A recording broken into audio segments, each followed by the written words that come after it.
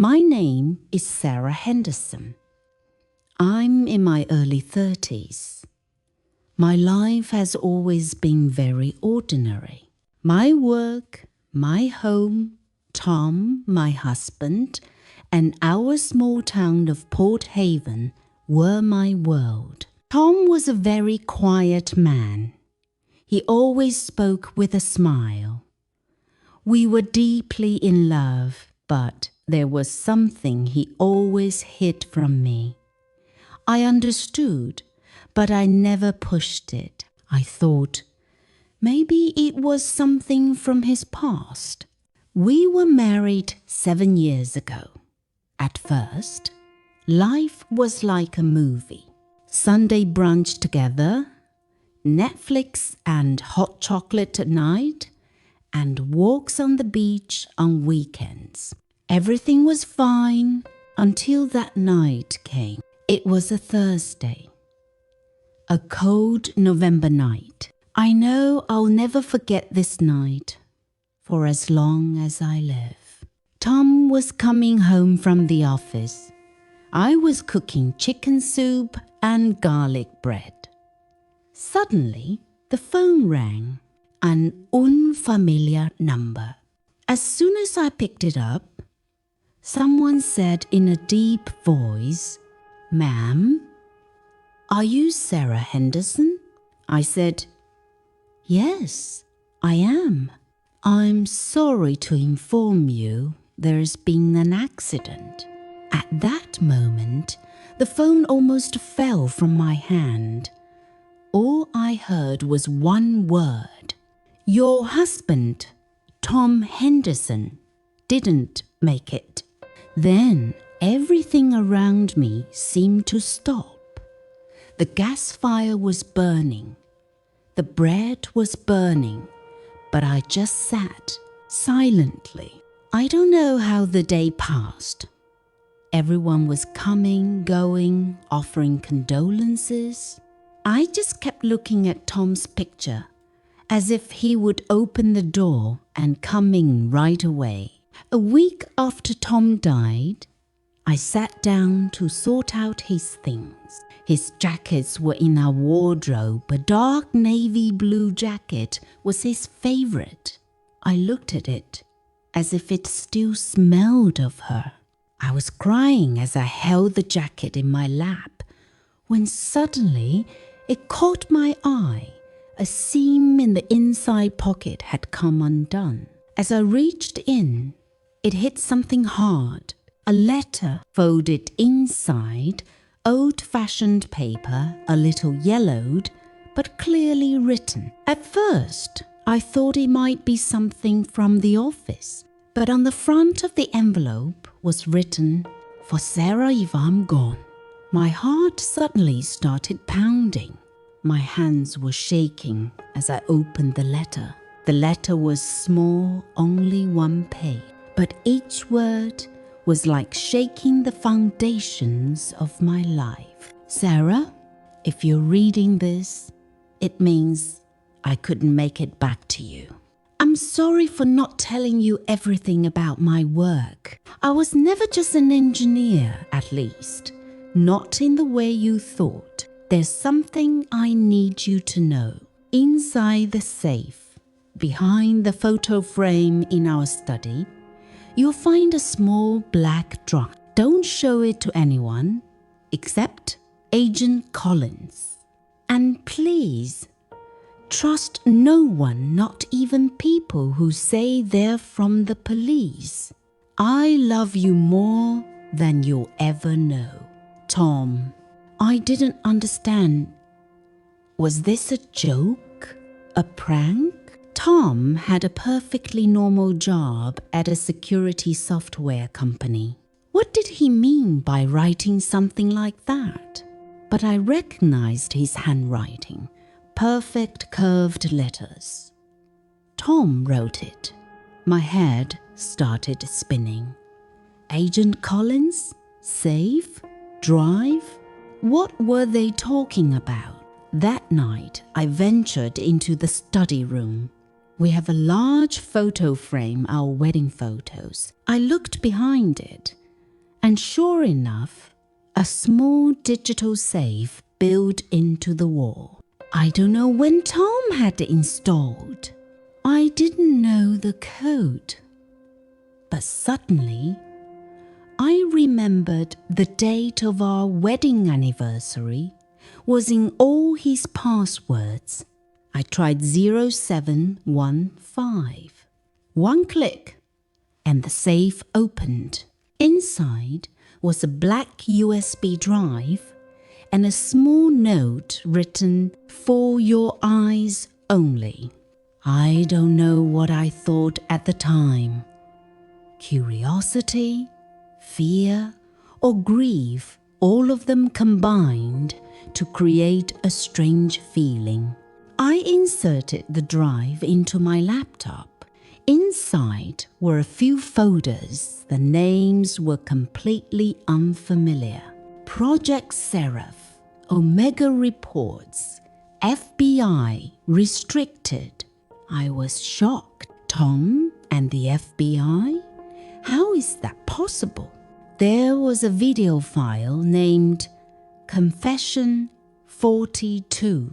As soon as I pressed the play button, Tom's face appeared on the screen. He was sitting in a dark room, saying in a low voice, "If you're seeing this, Sarah, I didn't die by accident." I was stunned. My throat went dry after saying this much, because this is where the most terrible time of my life begins. Tom's death was no accident, and the letter, it was the door to a truth that I probably never wanted to open. Tom's face was visible on the screen, but there was a strange, quiet fear in his eyes. I had seen that look on his face 1,000 times, but not like this. This time, it felt like he was warning me from afar about something beyond my comprehension. In the video, Tom said, "I don't know if I'll be able to come back, Sarah. My job is not something I feel safe telling you. I'm actually a federal informant. I work for the FBI. My mission was to stop a covert operation called Project Seraph. Nobody knows who I am, but they're looking for me. If I don't come back, you don't trust anyone." Then the video abruptly stopped. I sat there staring at the screen. FBI? Informant? What was Tom involved in that cost him his life? I spent most of the night awake. There was only one question running through my mind. What do I do now? In the letter, she wrote a name, Agent Collins. But who is this man? How can I find him? I searched the internet, but I couldn't find anything specific, only a helpline number on the FBI's official website. I dared to call. "FBI, how may I help you?" I said, "I'm Sarah Henderson. My husband, Tom Henderson, may have worked with you." They were silent for a moment. Then they said, "We don't have anyone by that name in our database, Miss Henderson." I said, "No, that's wrong. I have proof." They said, "Miss, if you suspect any security issues, please contact the local police." The line went dead. At that moment, I realized Tom was right. Don't trust anyone. I opened my laptop again and started rummaging through the folders on the drive. In one folder was a PDF file named Seraph Project Summary PDF. When I opened it, the screen showed multiple names, locations, codes, and the address of another place. Waverly Chemical Labs, confidential test site, Nevada. My chest started to pound. Tom had never been to Nevada. So where did these documents come from? Further down, it was written, primary objective, prevent unauthorized human trials. Status, compromised. Human trials? Is this possible? I didn't go to the office the next morning. These were the only thoughts running through my head. I decided that I would find this Agent Collins no matter what. But that afternoon, I realized that I wasn't alone. Around noon, there was a knock on the door.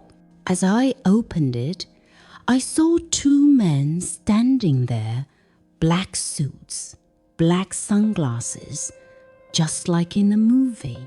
One of them said, "Mrs. Henderson? We're from the FBI.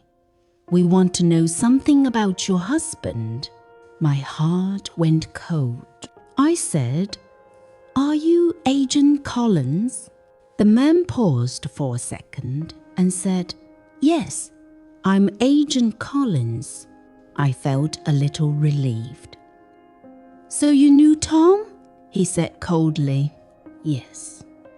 Your husband was an important ally of ours, but he took some very secret information, which is still missing." Then he said, "We believe that you may have that information." My heart suddenly trembled. I remembered the letter. Don't trust anyone, not even the police. I don't know why, but a fear gripped my whole body. I lied. "No, I don't know anything." They looked at each other. Then one of them smiled and said, "If you remember anything, let us know." They left, but as I closed the door, I noticed that their car had been parked on the side of the road for a long time. That night, I decided I would find out the real identity of this Agent Collins. I started looking through Tom's old contact list. I found a name, Collins M, with an old email ID, collins-m@bureau.net. I sent an email. "This is Sarah. Tom left a message for you. Please contact me if you're real." I didn't know if anyone would read it, but around 2 a.m., the phone rang. Unknown number. I picked it up. "Sarah?" The voice was heavy, tired, but clear. "Yes." "Don't talk. Listen carefully. You're in danger. Leave your house now." Then the line went dead. I shuddered with fear. Just then, a light came on by the window. Looking outside, I saw the black car parked again. I took the letter, the USB drive, and some clothes in my bag and left the house. The city at night was silent, but I felt like someone was following me. The lights of the same car could be seen at every corner. I found a small motel, the Bluebird Inn. I took a room, closed the window, and pulled the curtains. The mobile phone rang repeatedly, an unknown number. I didn't pick up. I was thinking, only one thing, is Tom really dead? Or is he still somewhere? I couldn't sleep that night. I read the letter again. Don't trust anyone. But Collins had called me. So who were those two men in suits? There was a knock on the door at dawn. I was startled. "Who is it?" I asked. A quiet voice from inside. "It's Collins. The real one." There was a knock on the door in the early morning. "It's Collins. The real one." Those 3 words seemed to pierce my heart. I didn't know whether to open the door or not, but the voice sounded like he really knew who I was and what I was getting into. I slowly opened the door a little. The man standing outside was about 40 years old. There was a hint of fatigue in his eyes, but his gaze was deep. He said softly, "I was your husband's colleague, Sarah, but you're in danger now. Our time is very short." I said, "Are you really Collins?" He took out a badge. "Federal Bureau of Investigation, Agent M. Collins." I was silent for a moment. I looked into his eyes and saw that there was no pretense there. But the fear didn't go away. I asked, "So, who came to my house yesterday?" He said coldly, "They're not the FBI, they're Project Seraph." My throat went dry. I said, "What do they want?" Collins paused for a moment and said, "Your husband discovered something that some people in the government wanted to keep secret. He tried to stop them, so he was removed." "But I thought it was an accident," I said, my voice shaking. "No," Collins said. "They cut the brakes on his car." I sat up in my chair. My head was spinning. "So Tom, he knew he was going to die?" "Yes," Collins said. "That's why he wrote you that letter." I handed him the file, the USB drive. He looked at it carefully, as if it were a piece of gunpowder. "If they get this, it'll be a threat not just to you, it'll be a threat to the whole city." I said, "What's in it?" He said, "Proof of human trials. They had created a virus that could control people's minds, an obedience serum. Tom would know that. He wanted to shut down the project." I was stunned. "So my husband was a hero?" Collins nodded. "Yes, but his death is not yet over, Sarah. Can you finish his unfinished business?" Fear, pain, and a strange courage welled up in my chest. I said, "If it clears Tom's name, I will." Collins was silent for a moment and then said, "Then we have to get out now. They know where you are." We left through the back door of the motel. The morning was unusually cold.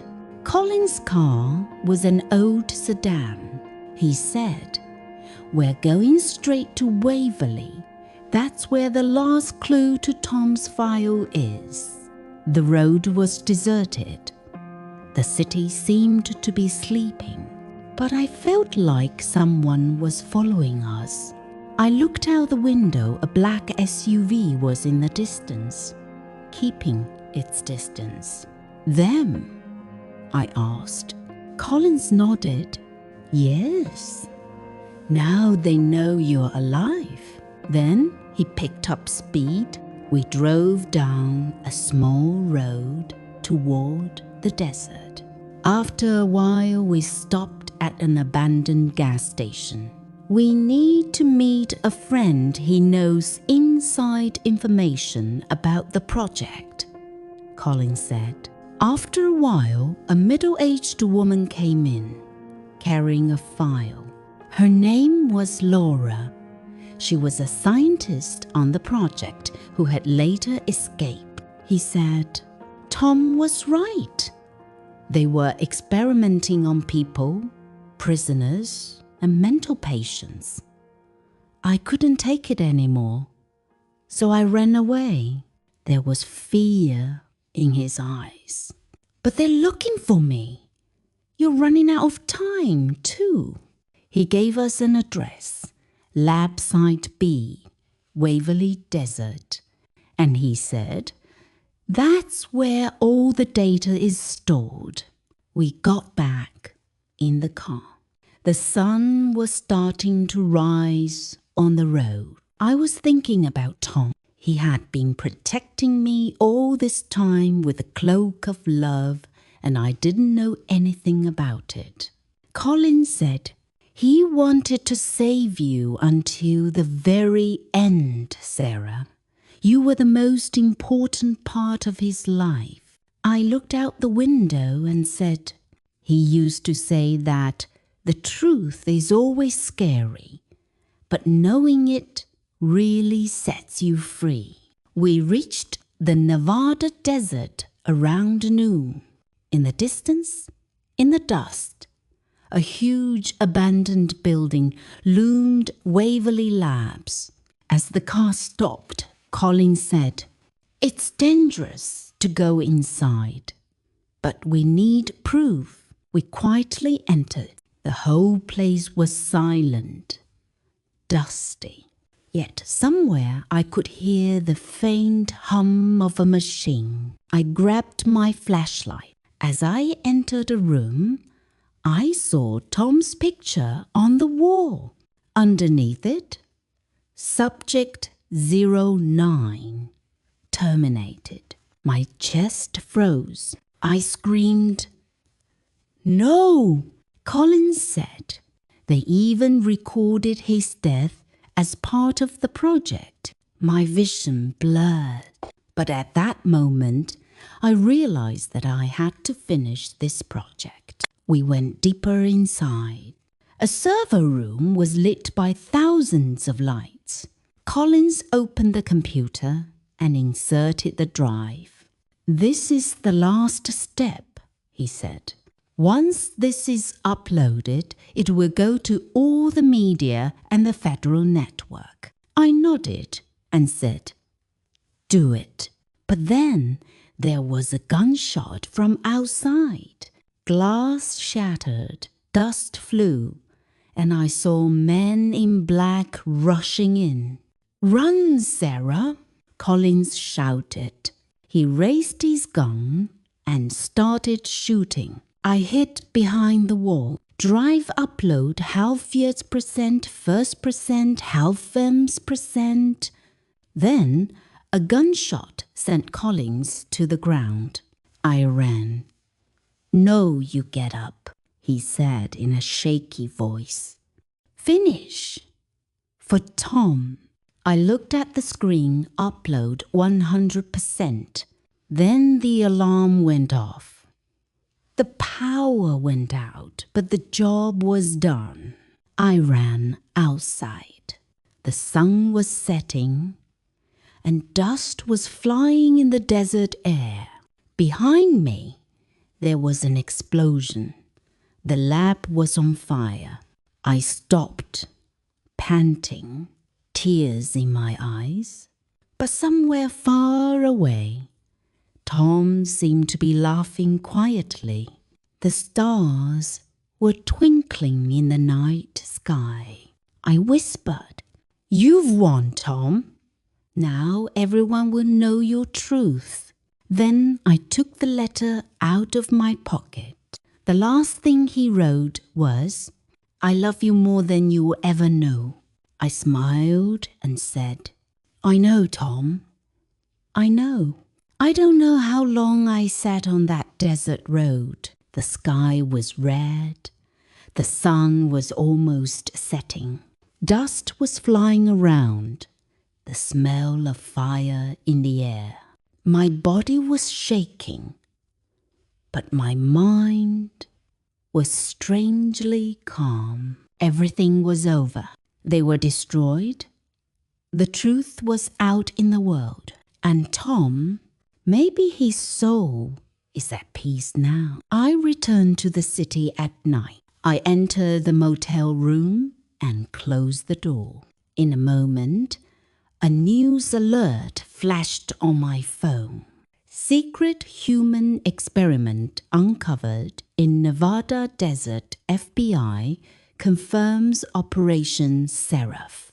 I stared at the screen and started crying. I couldn't believe it all. For the first time since Tom's death, I felt like I didn't have that fear inside me, just an emptiness and a lot of love. 2 days later, Colin's funeral took place. He was the last person who had protected Tom's truth. I stood from a distance and placed a flower on his coffin, and I said to myself, "Thank you, Collins. If it weren't for you, I probably wouldn't be alive either." When I got home, I took out the old jacket from the drawer, the one that had started it all. I sat quietly with the jacket in my lap. I still smelled of Tom's hands, a mixture of light gasoline and coffee. Suddenly, I felt something rustling inside. I reached for my pocket again, a small piece of paper. I slowly unfolded it. Inside, it was written, "If you ever make it through this, go to the lighthouse where we first met. There's one last thing waiting for you." My chest heaved. The next morning, I set off for the Port Haven lighthouse. This was the place we had first met 7 years ago, when Tom came over with a cup of coffee and said, "You know what? The sound of the ocean is the most honest sound." That lighthouse is now abandoned, but to me, that was the beginning of our story. I went inside. I felt a strange excitement as I climbed the stairs.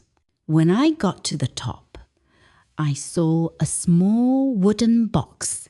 On it was written, "For Sarah, from Tom." My hands were shaking. I opened the box. Inside was an old camera and a small memory card. I played it. Tom was on the screen again. He was smiling. "Hey, my crazy girl, if you're watching this, it means you're alive." And I kept my promise. "I knew you wouldn't give up. You've always been my bravest love." He paused, looked deeply, as if he were looking right into my eyes. "I want you to start your life over again, Sarah. Don't cry for me. Whenever you see the ocean, remember, I'm right here, inside that wave." Then the screen went black. I sat down and started crying.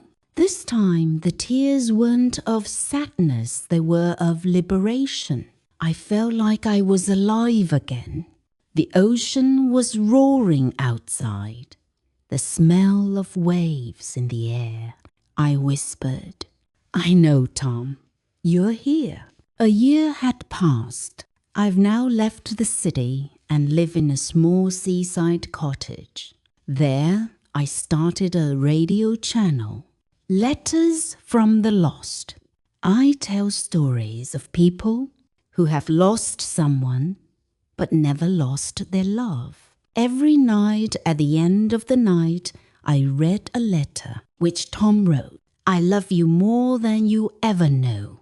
My voice trembles as I say this, but I keep a smile on my face because I know that wasn't just a story.